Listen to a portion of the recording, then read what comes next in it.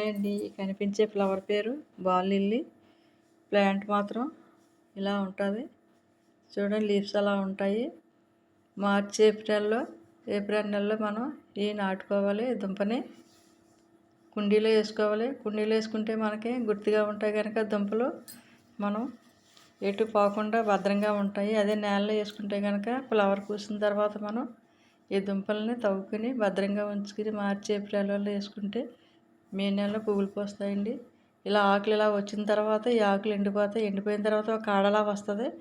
ఆ కాడలో నుంచి ఫ్లవర్ వస్తుంది. ఫ్లవర్ వచ్చిన తర్వాత మళ్ళీ ఆ దుంపలు మనకు కనిపించవు. అది కూడా ఆ కాడ కూడా ఎండిపోయి మనకి దుంపలు కనిపించవు.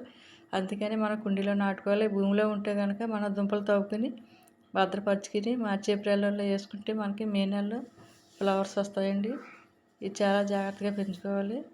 సంవత్సరానికి ఒకసారి మాత్రమే పూస్తుంది. ఇది సీజన్ వారీగా పూసేది.